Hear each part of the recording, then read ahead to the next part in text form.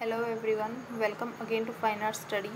आई hope कि आप सबकी तैयारी बहुत अच्छी चल रही होगी। तो हमारी जो प्रैक्टिस सेट की सीरीज है उसमें हमारा आज का प्रैक्टिस सेट है जिसमें कि हम 30 क्वेश्चन जो है वो सॉल्व करेंगे।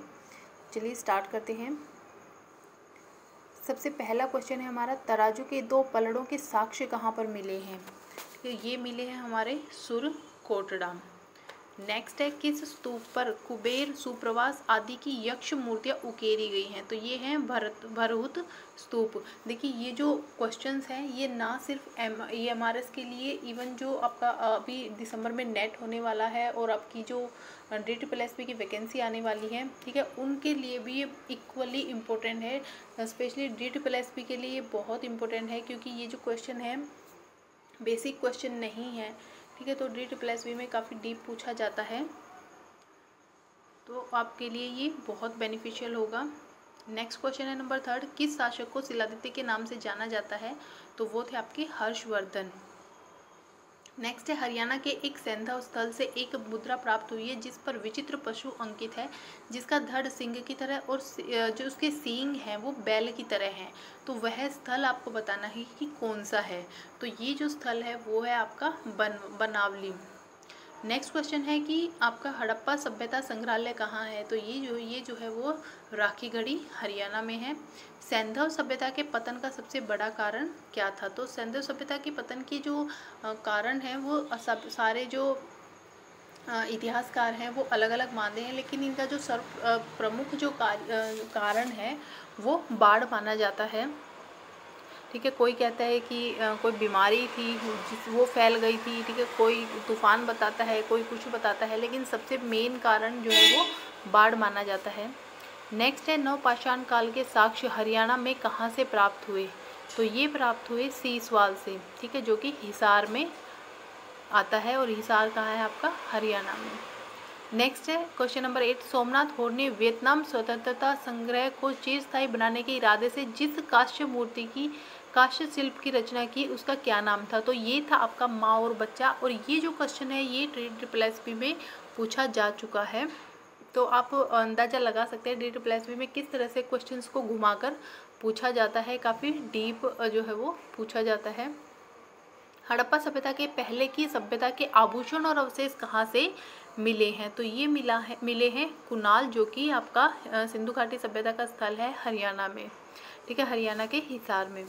एलिफेंटा गुफा मंदिरों का नामकरण किसके काल में हुआ था? तो ये हुआ था आपका राष्ट्रकूट के काल में। राष्ट्रकूट जो वंश था उसमें उनके काल में हुआ था। बोधि वृक्ष को किसने कटवाया था? ये कटवाया है, ठीक है। बोधि वृक्ष को किसने कटवाया था? तो ये जो राजा थे शशांक, उनके द्वारा बोधि वृक्ष को कटवाया गया था। सिंध का बाग किस हड़प्पा स्थल को कहा जाता है? सिंध का बाग आप सबको पता होगा, ये मोहनजोदड़ो को कहा जाता है, ठीक है। मृतकों का टीला इसे कहा जाता है। और जो है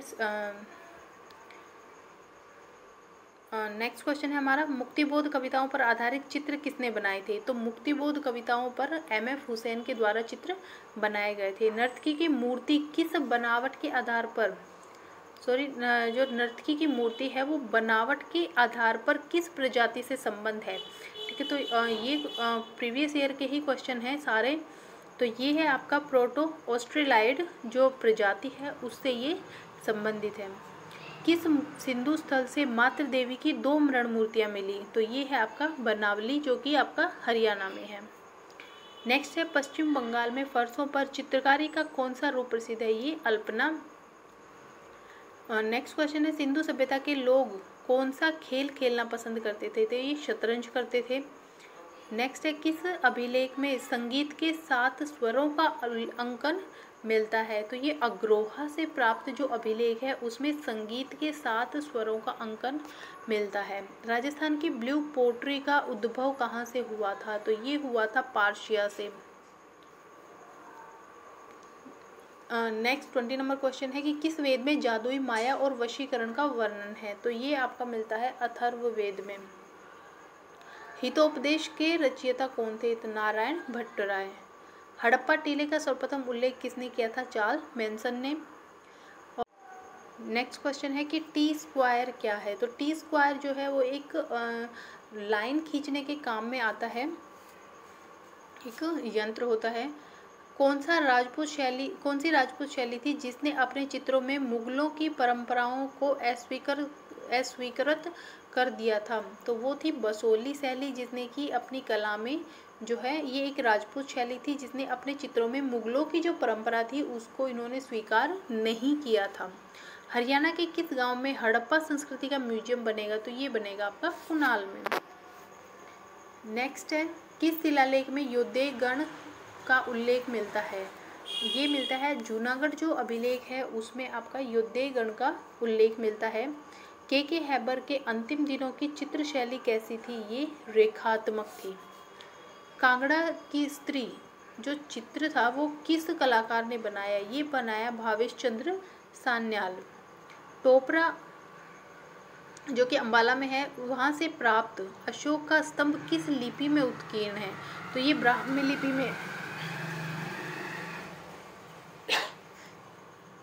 ब्राह्मी लिपि में ये उत्कीर्ण है और इसकी जो भाषा है वो संस्कृत। सेकेंड लास्ट क्वेश्चन है, के.जी. सुब्रमण्यम ने विशेष रूप से किस कला विश्वविद्यालय में अध्ययन कराया। तो ये MS यूनिवर्सिटी। कांट्रा नामक पत्रिका का संपादन किस कलाकार के द्वारा किया गया। तो ये जो कांट्रा नामक पत्रिका है इसका संपादन जो है वो जगदीश स्वामीनाथन के द्वारा किया गया। तो ये थे हमारे आज के 30 क्वेश्चन। वीडियो को आप ज़्यादा से ज़्यादा शेयर करें। अगर आपको वीडियो अच्छा लगता है तो लाइक करें, और अगर अभी तक आपने चैनल को सब्सक्राइब नहीं किया तो प्लीज़ सब्सक्राइब कीजिएगा। Thank you.